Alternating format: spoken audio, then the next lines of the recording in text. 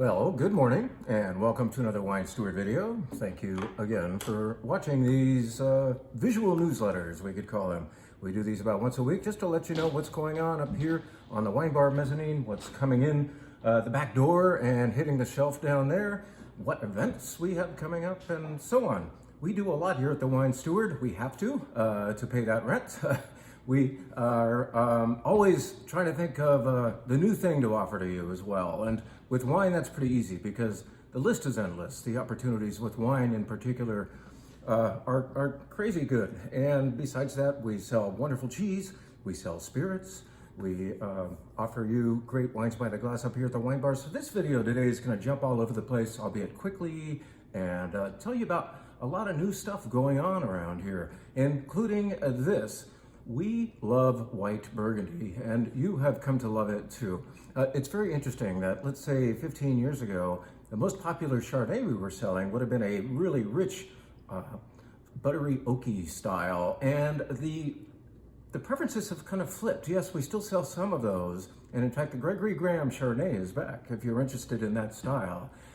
However, so many of you have migrated over to something a little more delicate, leaner, certainly no less characterful, but just something of which, frankly, you can drink more. There's something about those ponderous Chardonnays that kind of wear out the palate, and after glass number one, you're not reaching for a second. White Burgundy, Chardonnay from Burgundy, France, that is a alternative that will make you very happy if you haven't discovered it yet. You could discover it through this. One of the greatest wine regions within Burgundy is called Puy-Fusé. Puy-Fusé, not Puy-Fumé. Puy-Fumé is across the river from Sancerre in the Loire Valley. This is Puy-Fusé, which is the best place to grow the Chardonnay grape in the southern part of Burgundy within the subregion of Macon. You got Burgundy, and down here, Macon, and within that, you've got Saint-Véran and Viray-Clicé and Macon this, Macon that, all these different villages in Macon. And then you've got the greatest, Puy-Fusé. Puy-Fusé, that region has long been very, very jealous of the fancy pants names up in the Côte d'Or that get to identify certain vineyards as Premier Cru and Grand Cru vineyards. You've never been able to see that from Puy-Fusé as much as it's been deserved. Well, in the last couple of years, they are finally getting their due, and some of the vineyards there have been identified as Premier Cru vineyards, including this one from Sommets Michelin. Sommets Michelin makes, gosh, in a really good vintage, probably a dozen different white wines, all Chardonnays from right here, from Puy-Fusé and Saint-Véran, Viray-Clicé, and so on, all within arguably 5 miles of each other, believe it or not. And if you were to taste them all, I've had the opportunity to do that once or twice, you would find differences. And you would find greatness as you work your way up the ladder. At the top of the ladder, as far as quality goes, is Puy-Fusé Premier Cru. La Marichaude is one of those vineyards. This is not inexpensive. It's not overly crazy. It's not as expensive as, let's say, a Meursault or Chassagne-Montrachet would be. And yet, you would want to consider this a special weekend wine or special event wine. However, it's beautiful. The trick is to use a good glass, that fat Burgundy glass, of which I have none near me right now, but I think you know what I mean. A Pinot Noir style glass is what you want to do with this wine, and you also don't want to over chill this. Yeah, put it in the fridge, but take it out maybe a half an hour before indulging. And then, as far as food goes, alternative to a Chablis, which is grown way up in the northern part of Burgundy, where you might be having raw oysters and very lean, cold dishes. This is where you want to indulge and perhaps stay in the seafood realm, but apply butter and or cream sauces. Lobster would kick butt with this. Big prawns that are bathing in butter or a cream sauce, that would be lovely too.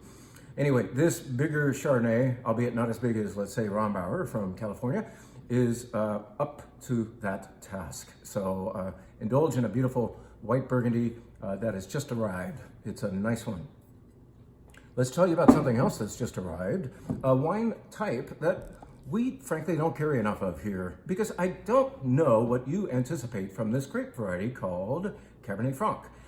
I'll just say that I think a lot of you will be happy-fied by this one that comes from Red Mountain, one of the smallest appellations of Washington State. This is called Loi de la Vigne, and it is as you can see, a classically styled Cabernet Franc, if the label has any influence over the wine itself. This is, when you smell it, you know it's Cab Franc. You get just a tinge of that pepper, but you also have beautiful red fruit. It's not overstuffed. It's not undermade. It is a beautiful Goldilocks style Cabernet Franc, in my opinion. It's just right, and it's on the shelf downstairs. We'll get it on the wine bar next week. How about that? But check out a bottle in the meantime. Take it home and have some nice meat with it. All right, that's a beautiful Cabernet Franc to check out from Washington State. Speaking of the wine bar, let's tell you just about one or two of the wines that are happening there. In fact, the last two wines in the red flight happen to be a Face Your Fears variety. What I mean by that is a lot of you are a little scared of the Syrah grape. You just don't know what to expect. Well, we've put two at the end of the red wine flight in order to show you the beautiful extremes of Syrah. From the homeland of Syrah, that is the northern Rhone Valley of France, a deep river gorge where the granitic slopes are very steep and difficult to farm, and most of the time you're paying quite a bit of money for a hard to farm wine, and that will happen a lot in the Northern Rhone, but it doesn't happen to this. This wine, going to our Wine Adventure Wine Club, is actually very affordable for a Northern Rhone Syrah. It's elegant, it's juicy, the fruit is beautiful, but along with it you smell violets and maybe cracked black pepper. It's lovely, medium-bodied Syrah. How about a full-bodied Syrah to go after that from a totally different place? That's the fun of Syrah, not the scary thing about Syrah, but the fun of Syrah is how different it can be. This, in fact, is called Sequel. It's part of the Long Shadows project in Washington State, where a different winemaker was enlisted with making a particular wine. They would bring in great rock star winemakers from the rest of the world, Michel Rolland, Philippe Melka, John Duval, who makes Dun in the Napa Valley. And this is, in fact, made by or inspired by now, because all these guys have now divested and there's just Gilles Nicot up there making the wines to honor the tradition of those former winemakers who each had a project. Anyway, John Duval used to make this and still inspires this wine. Who is John Duval? He's none other than the Australian guy who used to make Penfolds Grange, that country's greatest wine. And this is called Sequel because obviously it came after Grange. This is kind of John Duval's retirement project, you could say. It was given 95 points by Jeb Dunnick, and we like it too. We like it to the extreme that we put it in our Red Collector Club, which more frequently, in fact almost always, sees a Cabernet or Cabernet-based red wine. But we thought you who love Cabernet would admire this because of the body, the color, the friendliness, and I think you're really going to enjoy this pair of Syrahs happening in the red flight. Face your fears, it's Halloween time, so don't be spooked by Syrah. Come check it out. And maybe once you've had them, choose one to have a glass of, because that's the real way to know these wines. And hopefully we'll be putting it in a Burgundy glass for you. This is yet another wine that really likes the fat glass. Now, let's tell you about, or remind you of the fact that we sell spirits here. This is a very nice gin, not from Spain, for once, not from France. We have a new French one too, by the way. It's not from Great Britain. It is in fact from much closer to home. How about Petaluma for Grifo? Grifo gin is a little bit like a London Dry, but there's more of a Meyer lemon influence, a little bit of coriander too on it. It is a sipping gin, in my opinion.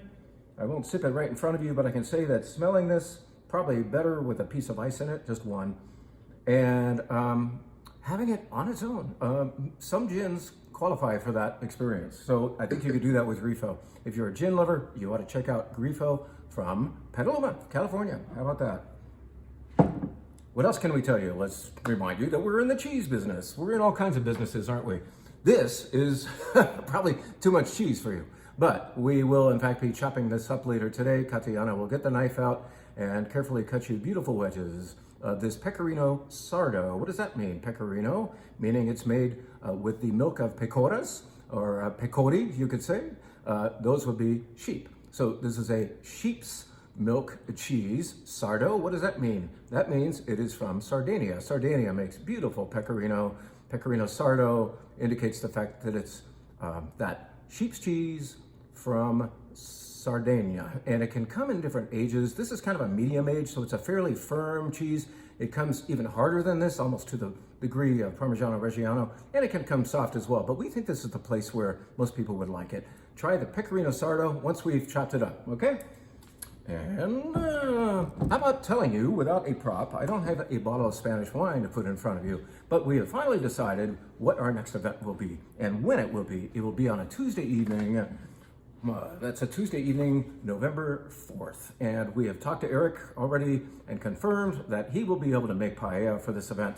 And that's always a nice plus to have a tour of Spanish wine. In other words, we'll be set up here, classroom style, presenting one beautiful wine at a time, reds, whites, and so on, probably bubbles, probably cava. And then at halftime, we will all leave our seats and march downstairs and get a beautiful bowl of Eric's paella. Along the way, you're going to be able to try my tortilla española. I hope I'll remember how to make it.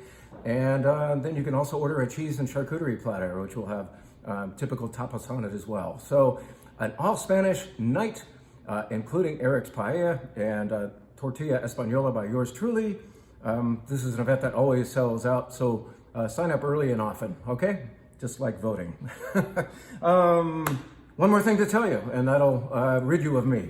And for that, we're gonna go on a little field trip because a lot of you people don't even know that this feature of the Wine Steward actually exists. Alcina, one of our newer staff members, but longtime customers, was just telling me that we actually have 5 temperature-controlled lockers available right now. There are 5 vacancies. We have nearly 80 temperature-controlled lockers here in the store, but they kind of hide. Maybe you didn't know they were here, but here we are at the wine bar. We're going to take a walk past the junkiest office in the world and go through this door, which I've just unlocked, so that you can see and hear and not feel necessarily, but I can tell you it is chilly in here.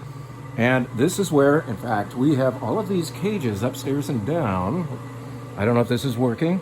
Let's look down this hallway and appreciate the fact that there are rows upon rows of locked, temperature-controlled cages for your oversupply of wine. If you have too much wine, or you're trying to hide it from somebody, or maybe hide it from yourself so that you're not always reaching for your precious bottlings, then consider getting one of those 5 lockers that are available.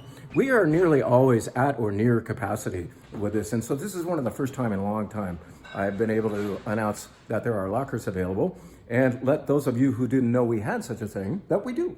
So thank you for watching. Thank you for considering the enjoyment of wines from the Wine Steward, along with cheese and spirits and good company. How about that? Thank you for everything you do here, and keep up the good work.